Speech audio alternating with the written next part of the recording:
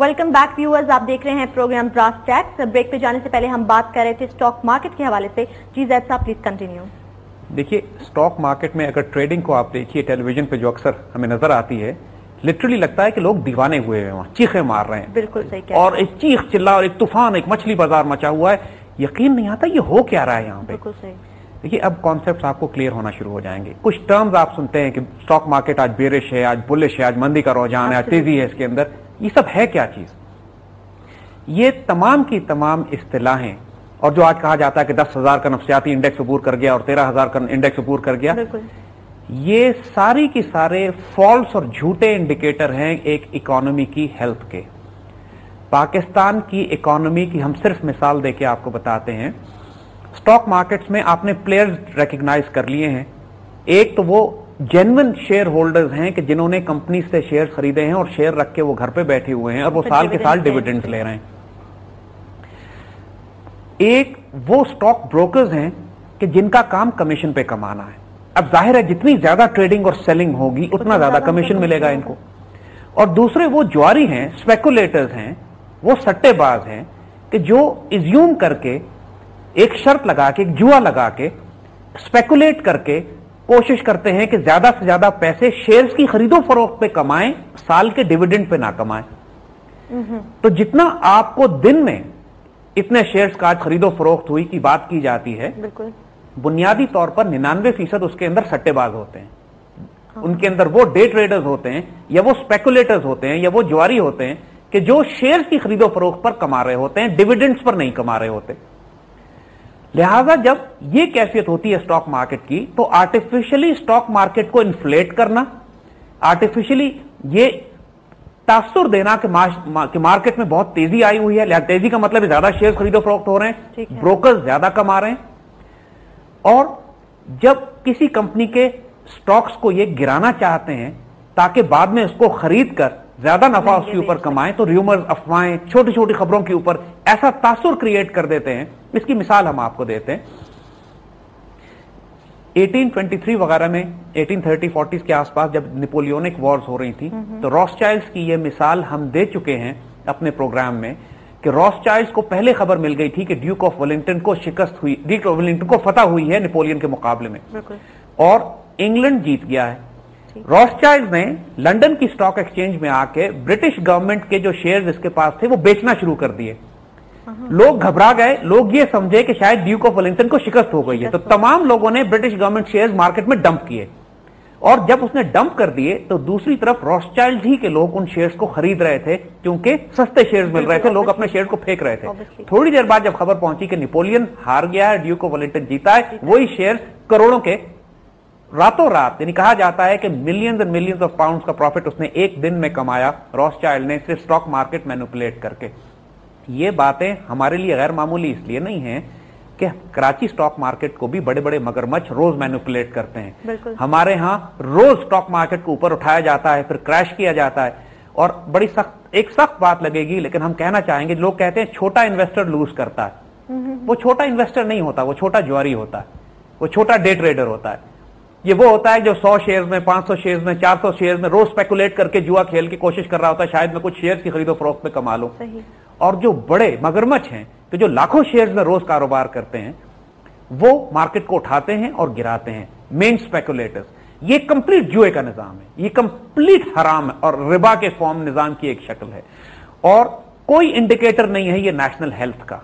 कोई indicator, company अपनी जगहों पे सारे मुल्क में काम कर रही होती है, वही प्रोडक्शन होती है उनकी। लेकिन नॉर्मली तस्वुर यही किया जाता है स्टॉक मार्केट में तेजी आ गई, जैसे इस कंट्री की बड़ी स्टेबल इकोनॉमी है। ये तमाम का तमाम, मैंने अर्ज किया ना, स्पेकुलेटिव है। ये तमाम का तमाम आर्टिफिशियली क्रिएट किया जाता है। स्टेबल इकोनॉमी में भी अफवाह फैला के मार्केट को क्रैश कराया जाता है, और अनस्टेबल इकोनॉमीज में भी जबरदस्ती इंप्रेशन ये दिया जाता है कि मार्केट बहुत स्टेबल है ताकि लोग इन्वेस्ट करके पैसा ऊपर उठाएं, पर आखिर में ये पैसा निकाल के ले जाते हैं।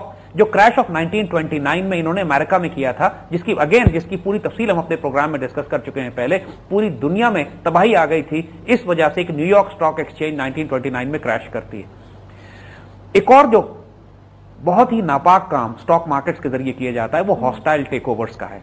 देखिए, हम आपको एक मिसाल देते हैं। آپ اگر کسی شخص کے گھر میں گھس کے اس کو یہ کہیں کہ تم یہاں سے نکل جاؤ اب یہ گھر میرا ہو گیا، تو عام اصطلاح میں اس کو قبضہ گروپ کہتے ہیں. عام اصطلاح میں کہتے ہیں کہ اس کی زمین پہ زبردستی قبضہ کر لیا گیا.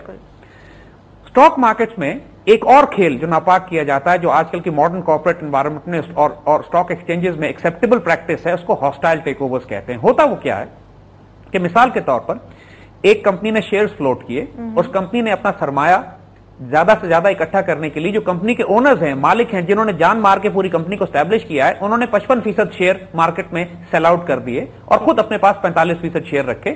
اور چونکہ 55% شیئر جو ہیں وہ پورے مارکیٹ میں تقسیم ہوتے ہیں، لوگوں نے شیئر خریدے ہوتے ہیں، کسی کے پاس 2%، کسی کے پاس 5%، کسی کے پاس 6% شیئر ہوتا ہے اور اینول ڈیویڈنڈز ان کو مل رہے ہوتے ہیں. ایک شخص بڑا انویسٹر یا بڑا شارک یا مگرمچھ، اس کو ہم جو بھی نام دیں، وہ یہ چاہتی ہے، کمپٹیٹر وہ یہ چاہتا ہے کہ اس کمپنی کو ٹیک اوور کر لے. مثلا فارماسیوٹیکل کمپنی ہے کوئی، اس نے 45% شیئر مالک نے اپنے پاس رکھے ہیں، باقی اس نے مارکیٹ میں ریلیز کر دیے ہیں. جو کمپٹیٹر ہے، جو کوئی اور جو اس کو قبضہ کرنا چاہتا ہے اس کی کمپنی پر، وہ اسی طرح مارکیٹ کو مینوپولیٹ کر کے، افواہ پھیلا کے، جھوٹ بول کے اور ڈیلرز اور بروکرز کے ساتھ مل کر تمام شیئرز 45% شیئرز جو مالک کے پاس ہوتے ہیں وہ تو ہوتے ہیں، 55% شیئرز جو مارکیٹ میں ہوتے ہیں وہ خرید لیتا ہے. اور جب اس کے پاس میجورٹی شیئرز آ جاتے ہیں اور مالک کو پتہ بھی نہیں ہوتا کہ یہ جھوٹ بول کے اور مارکیٹ مینوپولیٹ کر کے اور مارکیٹ کو اٹھا کے اور گرا کے اور ریومرز پھیلا کے کس طریقے سے کون یہ شیئرز خریدے چلا جا رہا ہے، تو نتیجہ یہ ہوتا ہے کہ اگلے دن جب مالک اپنے دفتر پہنچتے ہیں تو پتہ لگتا ہے کہ ان کی کمپنی کے 55% شیئر ان کا مخالف کے ہاتھ میں آ چکے ہیں اور وہ کمپنی کو ٹیک اوور کر چکا ہے. راتوں رات مالک بن جاتا ہے، راتوں رات ایک دوسری پارٹی مالک بن جاتی ہے اور اصل مالک جو ہے وہ بے دخل کر دی جاتے ہیں. اس کو ہاسٹائل ٹیک اوورز کہتے ہیں. ہاسٹائل ٹیک اوورز. اور یہ ایک ایکسیپٹیبل پریکٹس ہے. یہ شرعن بھی حرام ہے، غیر اخلاقی بھی ہے، مگر اس سٹاک مارکیٹ جس طریقے سے بینکنگ کا پورا نظام جس کی بنیادی ربا پہ ہے، غیر اخلاقی اور حرام اور ناپاک ہے، اسی طرح سٹاک مارکیٹس کی مینیپولیشن کا پورا نظام بھی اسی بینکنگ کے نظام کی ایک ایکسٹینشن ہے اور اسی طرح حرام اور ناپاک ہے جس طرح پورا بینکنگ کا نظام ربا بیسڈ ہے. یہ جوا بیسڈ ہے، وہ ربا پہ کام کرتا ہے، یہ جوئے پہ بیس کرتا ہے، یہ گیمبلنگ پہ بیس کرتا ہے. تو لہذا جو تمام لوگ سٹاک مارکیٹس میں انویسٹ کرنا چاہتے ہیں وہ مارکیٹ میں انویسٹ نہ کریں، وہ شیئرز میں انویسٹ کریں. اس کا ہم طریقہ بتاتے ہیں کیا اور اس پرابلم کو روکنے کا طریقہ کیا ہے. دیکھیے سٹاک مارکیٹ کو کلین اپ کیسے کیا جائے، اس سے پہلے ہم ایک مثال آپ کو سوئس کینال کی بھی دینا چاہیں گے. 1860-70 وغیرہ میں فرینچ پہنچے مصر کے حاکم کے پاس، مصر کے پاشا کے پاس جو خلافت عثمانیہ کا ایک گورنر تھا.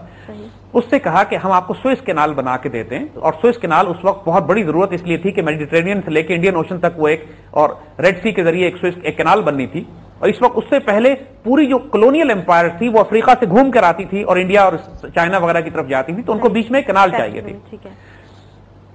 اب سوئس کینال بنانے کے لیے انہوں نے آفر کیا، فرینچ گورنمنٹ نے، فرینچ انویسٹرز نے مصر کے پاشا کو کہ آپ پارٹنر بن جائیے ہمارے، فار ایگزامپل 50-50، 50% انویسٹ آپ کریں، 50% ہم کرتے ہیں، یہ پروفٹ ہوگا ہم کمائیں گے. مصر کے پاشا کے پاس پیسے نہیں تھے. انہی فرینچ نے آ کے اس کو بینکرز نے آفر کیا کہ قرضہ بھی ہم آپ کو دیتے ہیں، قرض ہم آپ کو دیتے ہیں، آپ کے پاس پیسے آ جائیں گے، آپ سوئس کینال کمپنی بنا لیجیے. مشہور سوئس کینال کمپنی بنائی گئی جس کے اندر سوئس پاشا نے قرض لے کے شیئر لے لیے. اب کینال بن گئی. اس کے بعد کیا ہوا وہ ہم آپ کو بتاتے ہیں تھوڑی. جی زید صاحب بالکل یہیں پہ ہم بریک کے بعد اپنی ڈسکشن دوبارہ شروع کریں گے. ویورز ایک چھوٹی سی بریک کا وقت ہوا چاہتا ہے، بریک کے بعد آبویسلی زید صاحب کی ڈسکشن ہوں گے اور ہم